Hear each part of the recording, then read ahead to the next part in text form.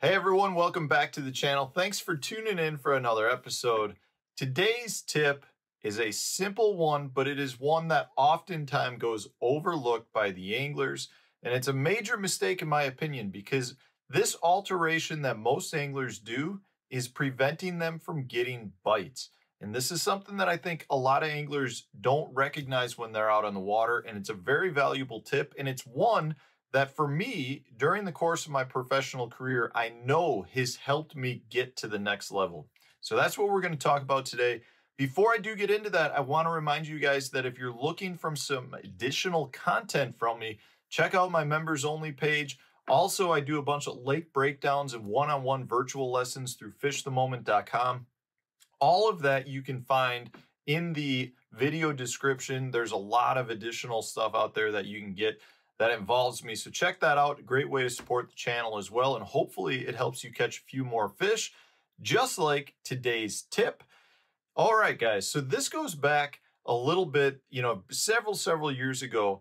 I was talking to a buddy who goes, hey, I was not able to get my bait down into the strike zone. So I made a simple alteration and I went with a heavier weight, and it allowed me to get down to the area where the fish were at. The thing is, when he made that alteration, he started getting less bites. And this is something that I think a lot of people don't recognize. In general, the majority of anglers out there, if they want to get a bait deeper, whether it's a swim jig, a spinner bait, a crankbait, they want to get that bait to a deeper level. So what they do is they go with a heavier bait. So maybe it's a swim jig. Maybe they were throwing a 3/8 ounce and they go up to a 1/2 ounce or a 3/4 ounce. Maybe it's a spinner bait and they were using a 1/2 ounce, but they're not getting it down into the strike zone, so they go up to a 3/4 ounce. A crankbait, maybe you were throwing a crankbait that runs 12 foot deep and you're just not getting it to where you want to go, so you go with one size bigger. That's a mistake in my opinion. That is not the first thing that you should do. And here's why. The first thing that I think you guys should do is drop down in line size or make a line type change. Meaning, if you're throwing let's say you're throwing 20-pound fluorocarbon on a chatterbait or on a spinner bait, and you can't get the bait to stay down a little bit deeper.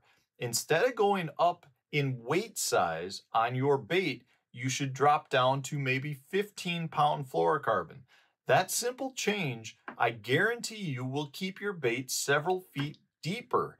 It's that simple.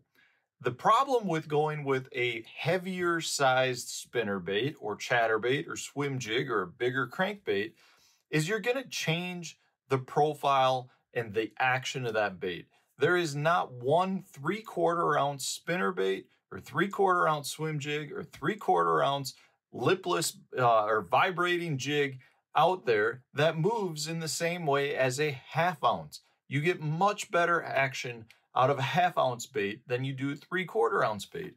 And it's simple. It's because a 3/4 ounce bait has more weight, therefore has a bigger head, therefore has a bigger keel on the bait, which prevents it from making some of those darting actions, that erratic action that generates those reactionary type strikes.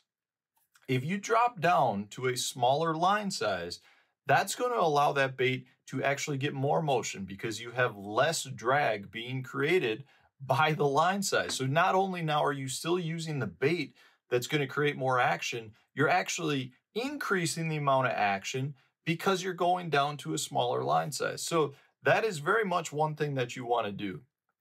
And it's not always simply about dropping down to a different line size. It could be changing your line type. For instance, if you're throwing a crankbait and you're throwing it on monofilament line, which is something a lot of anglers do, and it's something I like to do, if you're not getting your bait down those couple extra feet, think about switching over to, maybe you're throwing 10-pound monofilament, switch over to 10-pound fluorocarbon. The fluorocarbon sinks will help keep your bait down deeper than the monofilament. But if you were to switch to a bigger crankbait, maybe now you're digging too deep into the bottom. Maybe your profile to bait is different. So therefore, you're better off by switching line types than you are by going with a bigger crankbait. It's a simple idea, it's something oftentimes anglers don't follow through on. And I really think that you're missing out on some bites. It takes more effort to change line, whether that means you've got to switch your bait to a different rod that's got a different line type on it. Maybe it means you need to respool. But the fact here is you'll get more bites by doing this than you will by going to a heavier bait. I'm telling you guys, this is something I have learned over the years that I cannot tell you the importance behind it. It's just so valuable because it really does not only allow you to keep the same bait profile and the same bait movement, it allows you to actually increase all of that erratic motion because now you're throwing lighter line or a different line of the same caliber that's going to keep you down in that strike zone. So live and learn from the lessons that I've had over the years. This is something that took me a long time to recognize, but it is a very, very valuable lesson that I've learned that I'm sharing with you guys. So hopefully you can apply it at the same time and not have to go through all of the same mistakes that I did. If this is something that you agree with, throw it up in the comments section so that the rest of the people watching can learn from you guys as well. You can validate the points that I'm trying to drive home here. It's just something that is extremely valuable and hopefully will help you catch a few more fish. So if you enjoyed this video, hit the like button, subscribe to the channel if you haven't done so already. Stay tuned, we'll have a new one coming out tomorrow for you.